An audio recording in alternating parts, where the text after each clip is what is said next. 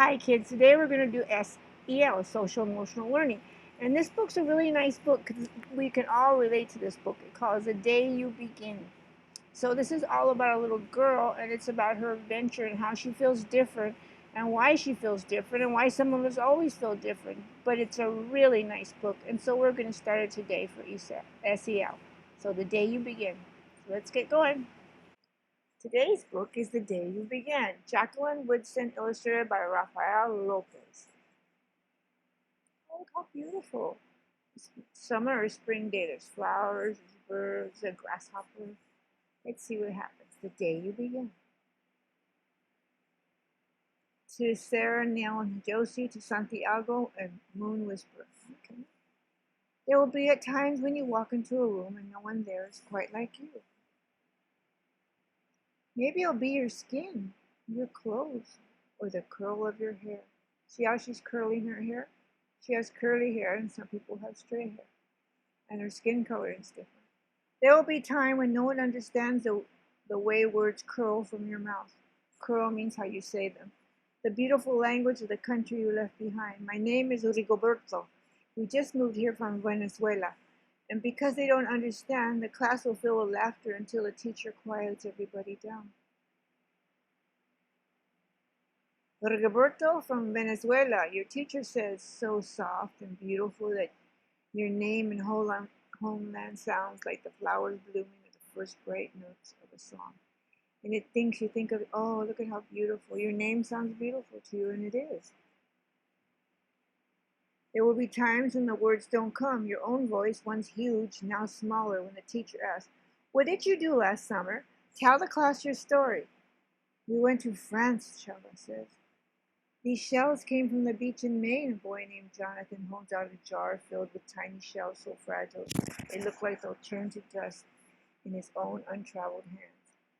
My whole family went to India, Spain, South Carolina, each souvenir a small triumph of a journey. Their travels going on and on. You know, when you travel, you always buy something and then you keep it. As you stand in front of the room, you can only remember how the heat waved and it lifted off the curb, and your days spent at home caring for your little sister, who made you laugh out loud and hugged you hard at nap time.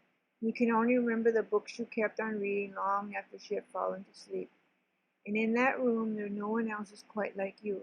You look down at your own empty hands and wonder, what good is this when other students are flying or sailing or going somewhere? See, she's crazy. There'll be times when the lunch your mother packed for you is too strange or too unfamiliar for others to love as you do. Look, everybody's looking at her. She thinks that her food, because the way her food is packed, it's different. When even your own friend Nadja will wrinkle her nose and say, what is there anyway? And you wonder how she doesn't see the rice beneath the meat and the kimchi. You wonder why she doesn't remember that rice is the most popular food in the world. Well, I kind of like to have a homemade dinner, wouldn't you, instead of some plain old Oscar Mayer Lunchable? There will be times when the climbing bars are too high, the run is too fast and far, the game isn't one you can really play. I don't want him on our team. You can watch. Maybe you can have a turn later. Look how sad. They got him over there by himself. He's not even letting him play. Aww. There will be times when the world feels like a place that you're standing all the way outside of. See, that's how he feels. He feels like he's totally outside the playground or playing with people, like he's all by himself. And, and all that stands between you is your own brave self, steady as steel and ready, even though you don't know what you're ready for. To be brave. See, he looks in the ocean and it's like a mirror reflects him, and he will be brave. There will be times when you walk into a room and no one there is quite like you until the day you begin to share your stories. My name is Angelina, and I spent my whole summer with my little sister. You tell the class, your voice stronger than it was a minute ago. Reading books and telling stories, and even though we were right on our block, it was like we got to go everywhere. Because she read and she was with somebody she loved. You don't have to go everywhere. You can have your own adventures at home. Like right now, we're kind of stuck at home, but we can have our own adventures. We can travel places, we can see museums, we can see videos, we can laugh with people, we could tell jokes. And we can hold those as dear memories.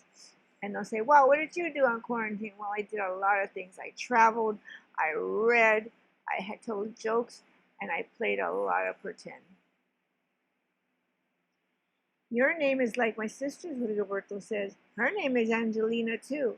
And all at once, the room where no one else is quite like you, the world opens itself up a little wider to make some space for you. This is the day you begin to find the places outside, your laughter and your lunches, your books, your travels, and your stories, where every new friend has something a little like you and something else, a fabulous, not quite like you at all.